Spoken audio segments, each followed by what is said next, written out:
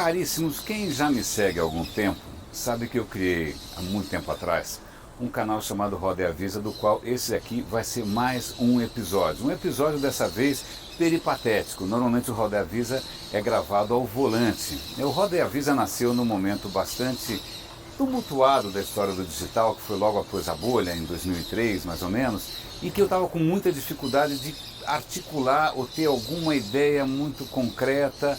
E eu falei, puxa, eu não consigo registrar direito como é que eu entendo isso. E aí começou essa ideia do Roda e Avisa, que era justamente gravar em tempo real e sem cortes a minha tentativa de articular algum tipo de discurso, algum tipo de ideia. E foram, ao longo desses 16 anos, mais de 1000 episódios.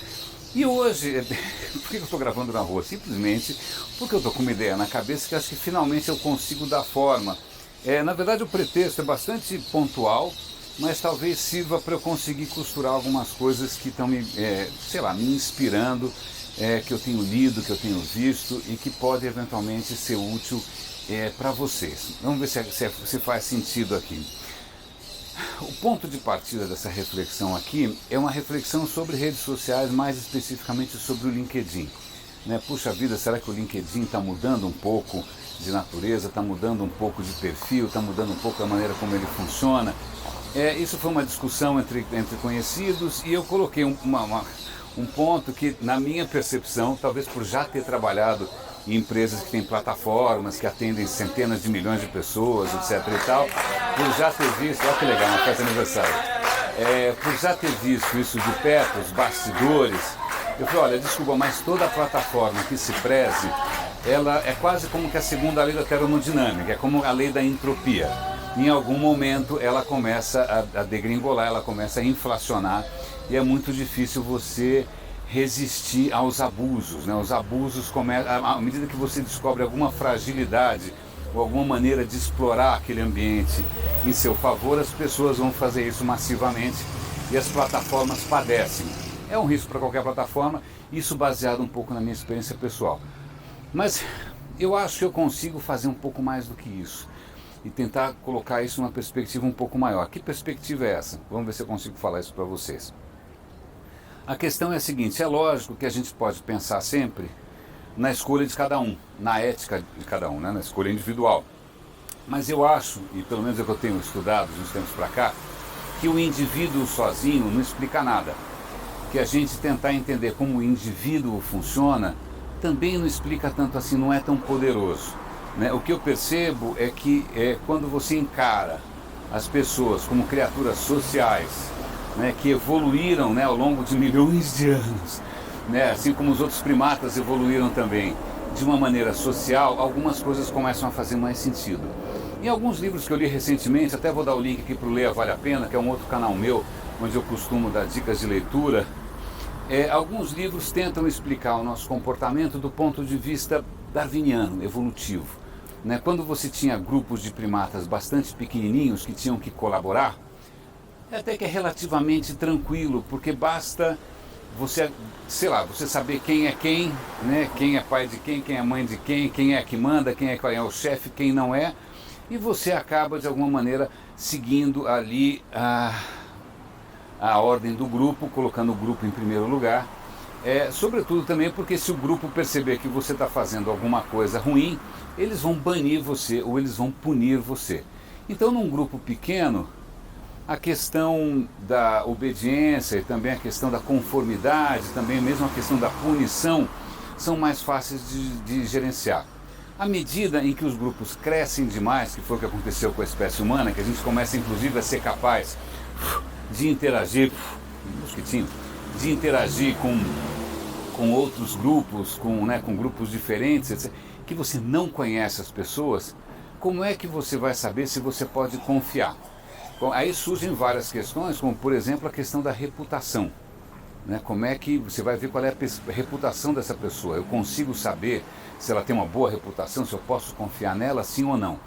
Porque afinal você está criando regras de jogo, e regras de jogo elas só fazem sentido se as pessoas seguirem.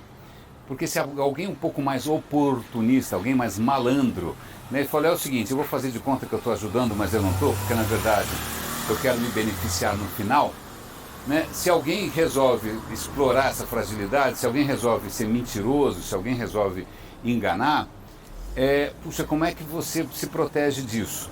Né? À medida que os grupos foram crescendo, essa questão, é lógico, foi muito mais complicada. A gente cria mecanismos cada vez mais sofisticados para garantir que a gente se proteja desses caronistas, dos oportunistas, dos malandros, né? Dos que vão tentar se beneficiar aí do sacrifício, do altruísmo geral do grupo. Porque quando você faz parte de um grupo, você normalmente abre mão de muitas coisas individuais para poder conviver, porque existe benefício no grupo. Tanto é que, isso é um bom ponto, sem o grupo, longe do grupo, o indivíduo morre. Ao longo da existência humana, como caçadores, coletores, como tudo, na medida em que você se isola, você perde o apoio do grupo, você está frito. Então ninguém quer perder o apoio do grupo. Então, o que acontece, dando um salto agora, já que a gente falou de reputação, confiança, regras do jogo, oportunistas, caronistas e tal, na hora que a gente vai para o ambiente online, eu acho que durante um bom tempo, e eu acho que eu incidi nesse erro, não foi incomum você ser ingênuo, né? Você imaginar que as pessoas eram todas boazinhas, legais, né? Os primórdios da internet eram muito, muito, muito inocentes. Né? E aí quando você constrói plataformas, que plataformas são o quê? São basicamente um espaço com regras que você define e você concorda para participar, certo? Na hora que você cria um espaço desses, você percebe que essas questões se exacerbam. Né? Por exemplo, acho que uma das grandes novidades talvez aí do Facebook e do próprio LinkedIn foi ter algum tipo de mecanismo e que garantisse a identidade das pessoas. Esse era um problemaço. As primeiras comunidades, você não sabia se você está falando com Bill Gates ou com um impostor. Você não sabia se o cara era um cachorro, um gato, um papagaio, você não sabia. Na medida em que essas novas redes, LinkedIn, Facebook, começaram a ter uma garantia um pouco maior da sua identidade, isso obviamente tem seus propósitos marqueteiros, mas uma das razões também é tentar garantir que as pessoas se comportem melhor, porque, afinal, a sua reputação está em jogo. Né? Mas aí o que acontece, de novo tentando puxar para alguma visão baseada numa natureza humana, se a gente pode chamar assim, o que acaba acontecendo, pelo menos é a minha visão, é a minha percepção hoje, não dá para imaginar que as pessoas sejam 100% boazinhas o tempo todo, ou inocentes, ou nasçam puras e angelicais, e também não é justo a gente imaginar que as pessoas são safadas, demoníacas e malandras de nascença. Na verdade, o que eu penso hoje é que as pessoas nascem com potencial para as duas coisas e elas vão agir muito fortemente baseada no contexto. Né? Ela está num ambiente X. Vamos supor que ela queira fazer alguma coisa que em princípio seja mais egoísta, seja questionável. É instintivo, é da natureza humana, que a gente olha em volta e primeiro vê se alguém está percebendo qual é a regra do jogo, se alguém vai ficar sabendo, se alguém vai ser punido por isso, se alguém foi punido por isso. É só pensar um pouco na corrupção brasileira. Né? Muita gente achou que, bom, como nunca ninguém vai ser, os poderosos não são punidos, eu também posso errar, eu também posso ser corrupto. Por sorte isso está mudando. Né? Então, o que acontece, a gente tem eu acho, minha tese, a gente tem essa capacidade instintiva de avaliar muito rapidamente qual é o contexto e o que a gente consegue fazer ali para se beneficiar de alguma maneira, sem de alguma maneira também se queimar.